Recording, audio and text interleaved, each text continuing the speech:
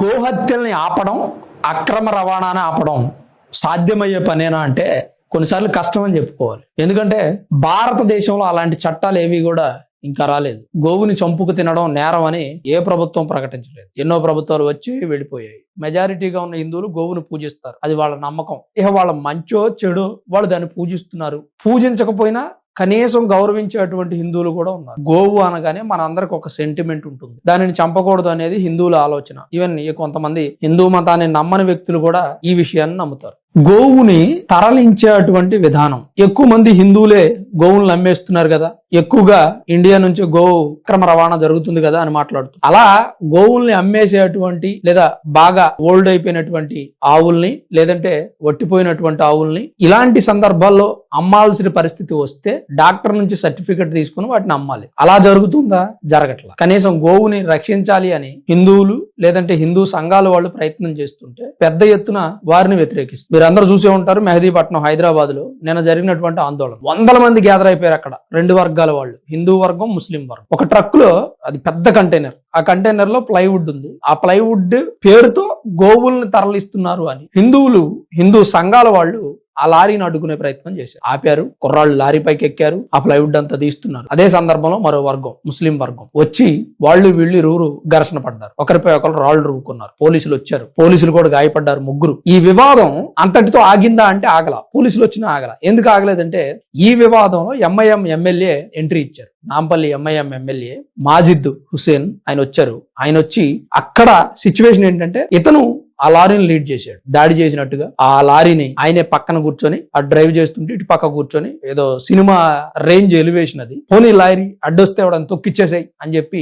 లారీని ఆయన తీసుకెళ్లిపోయారు. తర్వాత ఆయన ప్రెస్ తో మాట్లాడారు. ఆయన మాట్లాడిన మాటలు కూడా మీ అందరు వినే ఉంటారు. అంటే నేను ఇక్కడ ఏం చెప్పదలుచుకున్నాను అంటే, నిజంగా అది గోవులు ఉన్న లారీ కాదు అను హిందువులు అడ్డగించారు. తెల్లమొహం వేసేది హిందువులే కదా, హిందూ సంఘాలే కదా, మీరెందుకు మధ్యలో వచ్చి జాయిన్ అయ్యి లారీ తీసుకెళ్లిపోతున్నారు? ఇప్పుడు అందులో గోవులు లేవనుకోండి, మాలాంటి వాళ్లే హిందువుల మీద 4 సెటైర్లు వేస్తారు, మాలాంటి వాళ్లే హిందువులను దండిస్తారు. ఒరే బాబు, ప్రతిదాన్ని చెడుగా చూడకండిరా, అది గోవులు ఉన్న లారీ కాదు కదా, ప్లైవుడ్డే కదా వెళుతుంది, మీరు ఎందుకు అంత చించుకుంటున్నారు బట్టలని మేము అడుగుతాం. మీడియా సోదరులు అడుగుతారు, లేదా బయట ఉన్న హిందూ సంఘాల వాళ్ళు వాళ్ళని అడుగుతారు. కంగారు పడకంటారా, ప్రతిదాన్ని వాళ్ళని అనుమానించమాకండి, బక్రీద్ కదా ఆవులను తరలిస్తారని మీరు అనుకుంటున్నారు, పొరపాటు పడుతున్నారు, కాదురా బాబు అని చెప్పి చెప్తారు. కానీ మీరెందుకు ముందే చించేసుకొని అక్కడికి వచ్చి ఆ లారీలో ఉన్న ప్లైవుడ్ కూడా దించకుండా అడ్డుకొని దాడి చేసి లారీని తీసుకెళ్లిపోయారు? మీరెందుకు ఉలిక్కి పడుతున్నారు? వాస్తవానికి ఆలోచించండి, ఎందుకు మీరంతా పానిక్ అయిపోయి తీసుకెళ్లిపోయారు లారీని? పోలీసులు సైతం బెదరేశారు. అసలు ఒక వివాదం నడుస్తున్నప్పుడు, ఒక రెండు వర్గాల మధ్య వివాదం నడుస్తున్నప్పుడు ఆ వెహికల్ ఏదైతే ఉందో దాన్ని పోలీసులు హ్యాండ్ ఓవర్ చేసుకోవాలి కదా. అంత పెద్ద గొడవ జరిగిన పోలీసులు హ్యాండ్ ఓవర్ చేసుకుని పోలీస్ స్టేషన్ కి తీసుకెళ్లాలి కదా, తీసుకెళ్లి ఆ వెహికల్ ఏమో చెక్ చేయాలి కదా,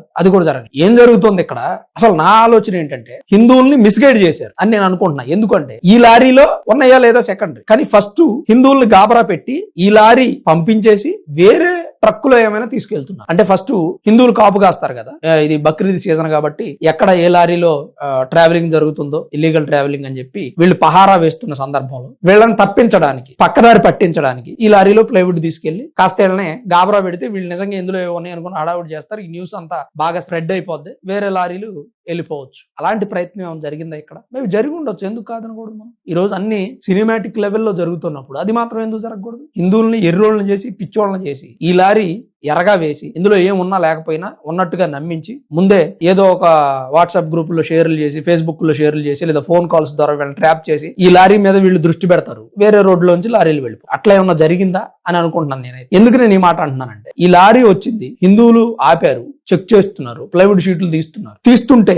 ముస్లిం వర్గం కూడా వచ్చింది, వాళ్ళ మీద పడిపోయారు. ఇద్దరు గొడవ, అంటే హిందువులు ఏమి గొడవ పడలేదని నేను చెప్పను, వాళ్ళు పడ్డారు. రెండు వర్గాల వాళ్ళు గొడవ పడ్డ తర్వాత ఈ లోపల ఎమ్మెల్యే ఎంట్రీ, ఎమ్మెల్యే ఆ లారీని తీసుకుని వెళ్ళిపోయాడు. ఎర్రోళ్ళు అయింది ఎవరు? హిందువులు. ఇటు ఈ లారీ వెళ్ళిపోయింది, వీళ్ళకి తెలియకుండా వెనక నుంచి ఏదో ఒక లారీ వెళ్ళిపోయాం. ఇది జరిగేటువంటి సిచ్యువేషన్. మీకు నిజంగా హిందువుల మీద అభిమానం ఉంటే, ఒరే బాబు, మేము గోవుల్ని అక్రమంగా తరలించట్లేదు, మీరు అంత గుట్టలు చించుకోమాకండి, కంగారు పడొద్దు, కావాలంటే లారీ తీసుకెళ్లి ఒక చోట ఆపుదాం, ఈ ప్లైవుడ్ షూట్లు అన్ని తీసి మీకు చూపిస్తాం, ఇందులో ఏమైనా ఉన్నాయా లేవని చెక్ చేసుకో, లేదా పోలీసు వారికి అప్పగిస్తాం, పోలీసు వారు ఈ లారీలు ఏమన్నాయో లేదు చెక్ చేస్తారు, నిజంగా ఉంటే దానికి సంబంధించిన వాళ్ళని అరెస్ట్ చేయాలి, లేదనుకోండి మీరు ఏం ప్రతిఫలం చెల్లిస్తారు, మీరు హిందువులు మాకు పరువు నష్టం దావా కడతారా అని అడగొచ్చు కదా. ఎమ్మెల్యే గౌరవప్రదమైనటువంటి పదవిలో ఉన్నారు, రాజ్యాంగబద్ధమైనటువంటి పదవిలో ఉన్నారు. ఆయన వచ్చి అక్కడ హడావుడి చేసి దౌర్జన్యం చేసి లారీ తీసుకెళ్ళడం కంటే ఇలాంటి ఒక ఆప్షన్ ఉంటుంది కదా. లేదు నేను వచ్చాను ఎమ్మెల్యేని మీరు అంతా సైలెంట్ గా ఉండండి అని ఇట్లా ఒక రేంజ్ లో బాలకృష్ణ అలాగే ఇట్లా చేయి చూపిస్తే సింహ సినిమాలో అందరూ ఆగిపోయినట్టు ఆగిపోతారు. ఆగిపోయిన తర్వాత పోలీసు వాళ్ళని పిలిచి అక్కడ ఉన్న వాళ్ళని ఆ లారీలో ఏముందో చెక్ చేయించండి, లేదంటే ఎవరైనా కూలీలను పిలిపించి చెక్ చేయించండి అని చెక్ చేయించి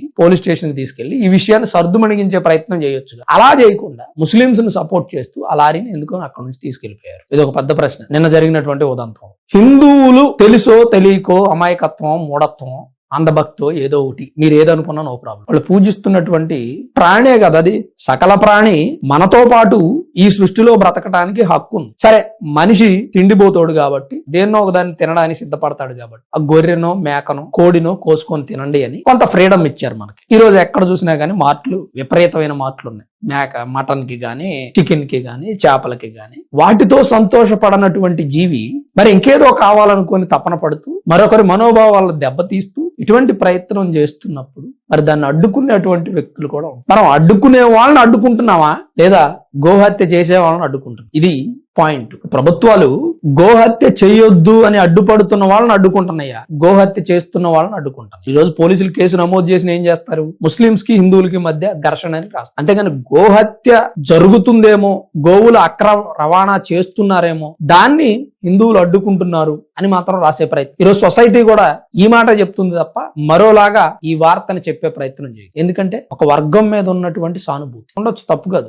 నేను కూడా సానుభూతి చూపిస్తా. మైనారిటీలు కాబట్టి ఖచ్చితంగా మన దేశంలో వాళ్ళకి ప్రతి విషయంలో హక్కులు అందాలి, వాళ్ళు ప్రతి హోదా పొందాలి, ప్రభుత్వం నుంచి వాళ్ళకి సహాయం అందాలి, సమాజం కూడా వాళ్ళకి సహకరించాలి. ఎంతవరకు మన మనోభావాలు దెబ్బతీయనంత వరకు. సో నిన్న హైదరాబాద్ లో జరిగినటువంటి ఘటన ఇది. మరి దీని మీద మీ అభిప్రాయం ఏంటి? మీరేమనుకుంటున్నారు? నిజంగా గో రవాణా జరిగి ఉంటే ఏంటి, జరగకపోతే ఏంటి? ఎమ్మెల్యే చేయాల్సినటువంటి కార్యక్రమం ఏంటి, ఏం చేశారు? వీరిద్దరి మధ్య ఘర్షణ ఎందుకు జరిగింది? ఇలాంటి అంశాల్లో మీకు ఏదైనా ఐడియా ఉంటే తప్పకుండా కామెంట్ చేసే ప్రయత్నం చేయండి. దీనికి సంబంధించి మీకు ఏదైనా ఇన్ఫర్మేషన్ మీ పర్సనల్ గా ఏదైనా తెలిస్తే ఆ కామెంట్ రూపంలో చెప్పండి. మీ విలువైన సలహాలు సూచనలు ఇవ్వాలనుకున్నా ఖచ్చితంగా కామెంట్ చేయండి. వీడియో చూస్తున్న ప్రతి ఒక్కరు లైక్ చేయండి, కుదిరితే మరి కొంతమందికి షేర్ చేయండి. Thanks for watching this video. This is Ram signing off sunburn studios.